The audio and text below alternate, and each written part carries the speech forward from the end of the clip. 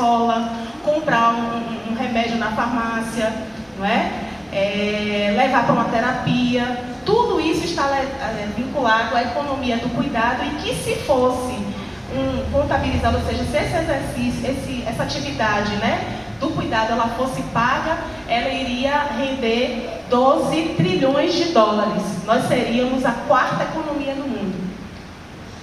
Estou chamando a atenção disso porque tudo que é vinculado, visto como amor, como cuidado, e muitas das vezes a anulação da sua humanidade é, na verdade, vinculado à economia do cuidado, e isso não é visto dessa forma, e faz com que muitas mulheres adiem ou simplesmente deixem de ir para as universidades, né? Deixem de investir em seu próprio sonho, investir na sua individualidade e buscar nuances de satisfação pessoal fora desse exercício do cuidado. Eu nem vou utilizar tão somente da maternidade, porque já tem meninas, né, que assim que nascem, ela já é vinculada ao exercício do cuidado, sem a possibilidade de construir as suas individualidades e subjetividades fora a esse dado.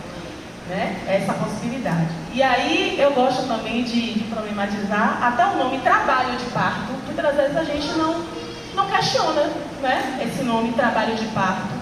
Né? Será que nesse trabalho de parto existe uma jornada? Existe uma jornada nesse trabalho de parto? Existe uma equipe de trabalho que está vinculada a esse trabalho de parto? E mais, qual é o fruto desse trabalho de parto? Quem é que vem? É um cidadão ou é um consumidor?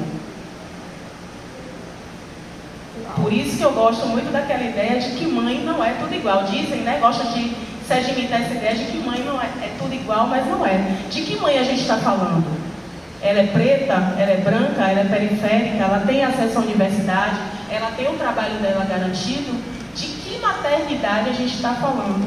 Né? Então, é muito interessante a gente pensar e lançar esses novos olhares em relação à maternidade, que tem levado muitas mulheres à exaustão, à sobrecarga, ao burnout materno e principalmente ao isolamento. O exercício da maternidade, ele não é pago, mas ele é muito fiscalizado. Né? Tem muitos olhos que condenam, que não te instruem, não erguem a mão, mas é um trabalho extremamente... Eu digo trabalho porque dá trabalho mesmo você parir, gestar, lactar, cuidar de uma pessoa e efetivar de que ela se torne, né, o seu melhor na sua potencialidade. É um trabalho. Né? Mas quantas pessoas estão dispostas a estender essa mão, né, a acender esse sol junto com a gente? Então, assim, essa atividade através de maternidades plurais e ouvindo outras mulheres e homens também, né, porque existe uma parcela ainda ínfima de homens que estão dispostos assim a construir outras possibilidades de paternidade, e isso é importante que também seja dito. Né?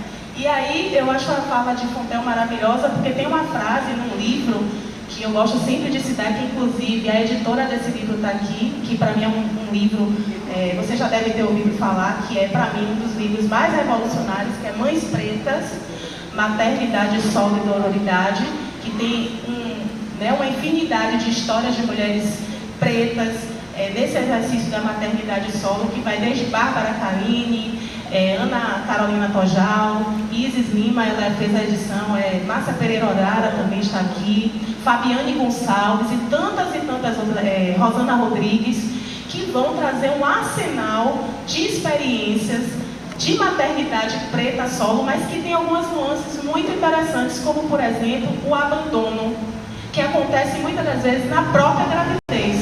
Aquela mulher, ao anunciar que está grávida, ela é automaticamente abandonada por aquele companheiro.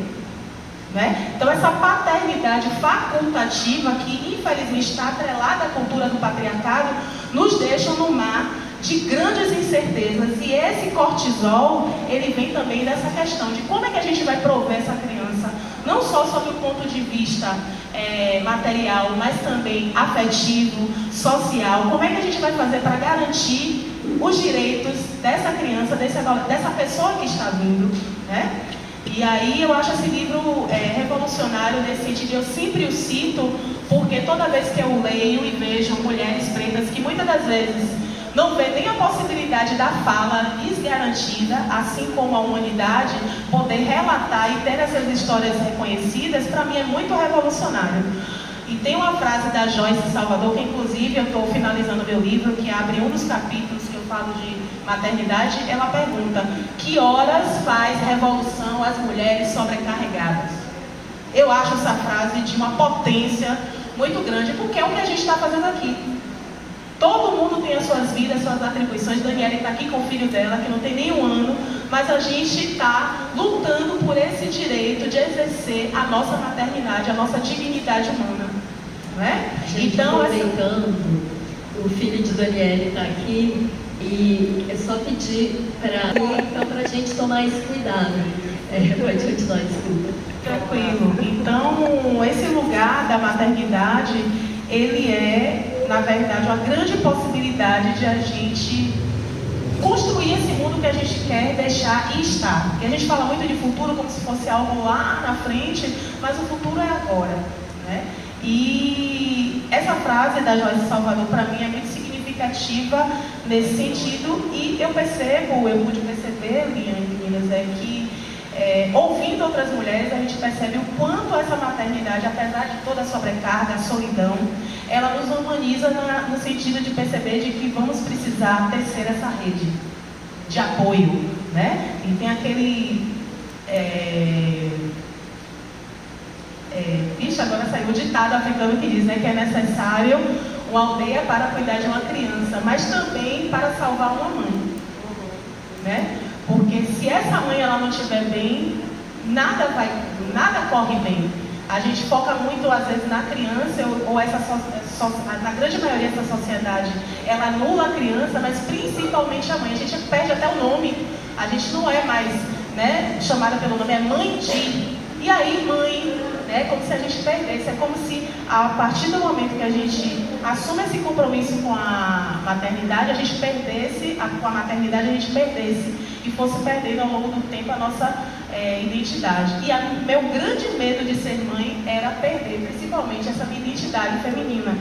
Né? Eu digo, meu Deus, eu não vou ter mais tempo de me cuidar, não vou ter mais tempo de estudar, como é que vai ser? E nesse sentido, a maternidade conseguiu me potencializar, porque eu fiquei muito mais ligada aos meus desejos.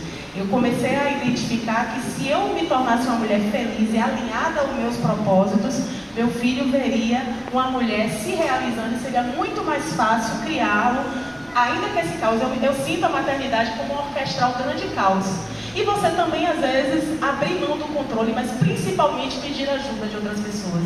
Né? Você perceber que sozinha não vai dar conta, não vai fazer. E aquela mulher que eu pensava que foi criada para a independência, a autonomia completa, eu me sinto muito mais forte quando eu consigo pedir ajuda a alguém. Ainda que ela me diga não, mas eu tenho a possibilidade de dizer assim, poxa, eu estou precisando hoje, não é estudar, não é eu estou precisando hoje tomar uma cerveja.